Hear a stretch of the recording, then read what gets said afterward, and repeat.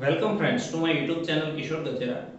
મિત્રો, તમે કોમર્સના વિદ્યાર્થી હો તો આ ચેનલને ચોક્કસથી સબસ્ક્રાઇબ કરો, કારણ કે આની અંદર આપણે ગુજરાતની તમામ યુનિવર્સિટીના બધા જ ચેપ્ટરના દાખલાઓ ગુજરાતી અને ઇંગ્લિશ મીડિયમમાં મૂકીએ છીએ.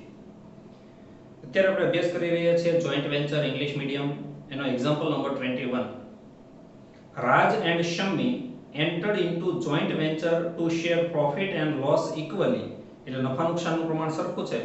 The following transaction took place. નીચેના વ્યવહારો આપવામાં આવ્યા છે. અહીંયા પણ છેલ્લી લીટી જુઓ. Prepare joint venture account and co-venturer account in the books of both the parties. બંનેના ચોપડે. તો રાજના ચોપડે બનશે જોઈન્ટ વેન્ચર અને શમ્મીનું અકાઉન્ટ, જ્યારે શમ્મીના ચોપડે જોઈન્ટ વેન્ચર અને રાજનું અકાઉન્ટ બનશે. બીજી વાત, જેનો ટ્રાન્ઝેક્શન હોય એના ચોપડે એની એક જ એન્ટ્રી, રાજનો ટ્રાન્ઝેક્શન હોય તો રાજના ચોપડે એક એન્ટ્રી, પણ શમ્મીના ચોપડે બે એન્ટ્રી આવશે. જ્યારે શમ્મીનો ટ્રાન્ઝેક્શન હશે તો શમ્મીના ચોપડે એક એન્ટ્રી, પણ રાજના ચોપડે બે એન્ટ્રી આવશે. Raj purchase the goods of ₹76,000. Raj purchase કરે, રાજ, તો એ એન્ટ્રી આપશે જોઈન્ટ વેન્ચર ટુ બેંક, એટલે અહીંયા લખાશે to bank account into bracket purchase 76,000. પણ રાજ પરચેઝ કરે તો શમ્મી એના ચોપડે શું કહે કે જોઈન્ટ વેન્ચર ટુ રાજ, રાજે પરચેઝ કર્યું છે, અહીંયા લખાશે to R's account into bracket purchase 76,000 અને આર ની credit side by joint venture account purchase 76,000.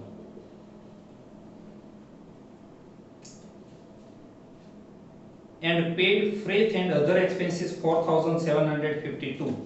Raj expenses કરે તો એના ચોપડે એક જ entry, joint venture to bank, એટલે અહીંયા લખાય to bank account into bracket expenses 4,752. અને શમ્મીના ચોપડે જોઈન્ટ વેન્ચર ટુ રાજ, એ લખાશે to R's account into bracket expenses 4,752 by joint venture account into bracket expenses 4,752. Shammi supplied goods 25,000 from his stock. Shammi goods આપે તો રાજ એવી એન્ટ્રી આપશે કે venture two Shammi, એટલે અહીંયા લખાય to Shammi's account into bracket goods supplied 25,000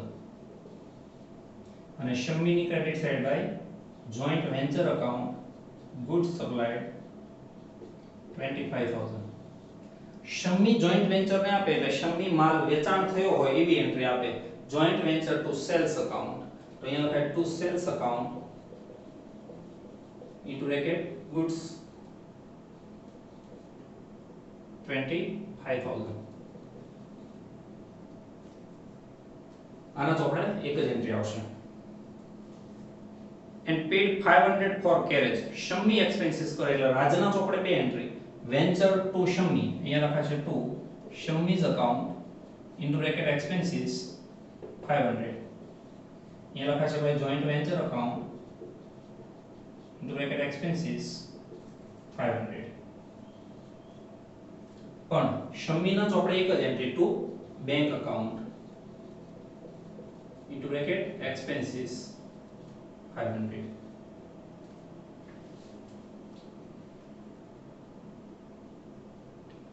Shammi sold some of the goods of ₹87,000. Shammi sale કરે એટલે રાજના ચોપડે બે entry, Shammi to joint venture, અહીંયા લખાશે to joint venture account into bracket sales 87,000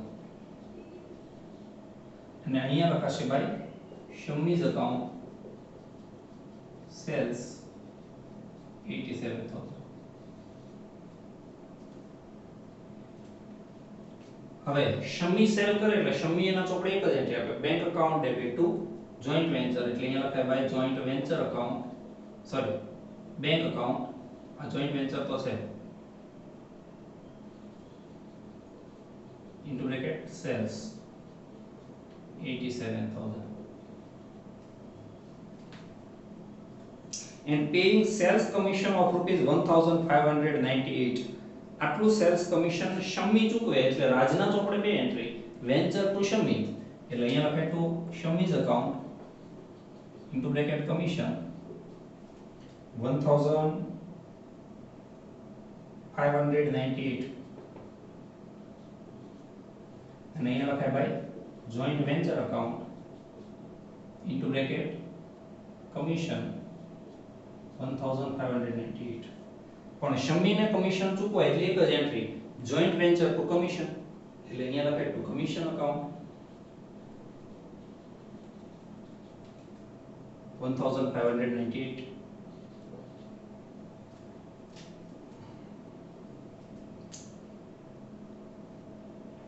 Raj paid storage and other expenses 1900 Raj expenses કરે ને એટલે રાજના ચોપડે એક જ entry joint venture to bank તો અહીંયા લખાય to bank account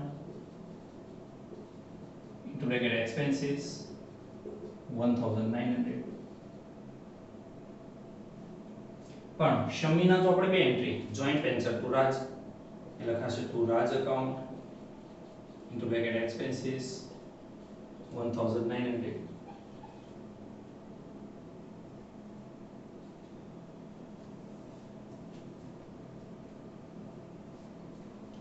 Raj sold the remaining goods for rupees 47,500 Raj sells કરે એટલે રાજના ચોપડે એક જ એન્ટ્રી સેલ કરે એટલે બેંક કેશ આવે bank account debit to venture account અહીંયા લખાય by bank account into bracket sales 47,500 પણ રાજ સેલ કરે એટલે શમીના ચોપડે બે એન્ટ્રી રાજ to venture to joint venture account into bracket sales any amount છે 47,500 અને અહીંયા લખાય by arts account sales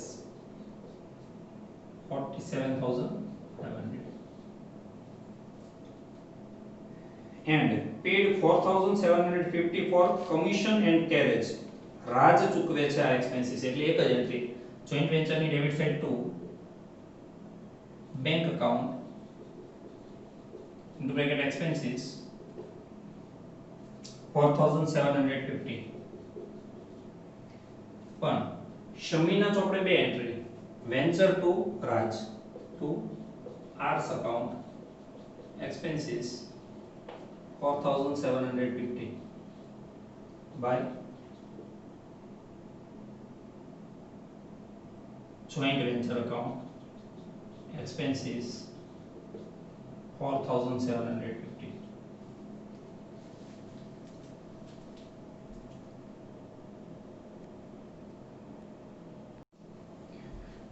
okay હવે ટોટલ કરીએ તો જોઈન્ટ વેન્ચર નું ટોટલ આવે છે 1,34,500 1,34,500 ડિફરન્સ આવશે 20,000 એમાં 10,000 રાજના અને 10,000 શમીના રાજ એનો પ્રોફિટ એન્ડ લોસ માં લઈ જાય તો એ લખે to profit and loss account અને શમીનો પ્રોફિટ શમીને આપી દેશે એટલે અહીંયા લખાશે ટુ શમીઝ અકાઉન્ટ શમીની credit side by joint venture account profit આનું અકાઉન્ટ ટોટલ કરીએ તો 87,000 ટોટલ આવશે એન્ડ ડિફરન્સ ઇઝ 49,902 આને કહેવાશે બાય બેલેન્સ કેરી ફોરવર્ડ સીડી આનું ટોટલ પણ પહેલા જેટલું થવું જોઈએ 134,500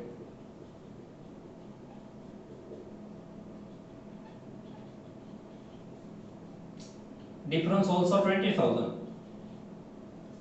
એમાંથી 10,000 એ શમી એના પ્રોફિટ એન્ડ લોસ માં લઈ જાય અને 10,000 એ રાજના રાજને આપી દેશે ટુ આર્સ અકાઉન્ટ, એટલે આર ની credit side by joint venture account profit 10,000. આનું જો ટોટલ કરીએ તો 95,502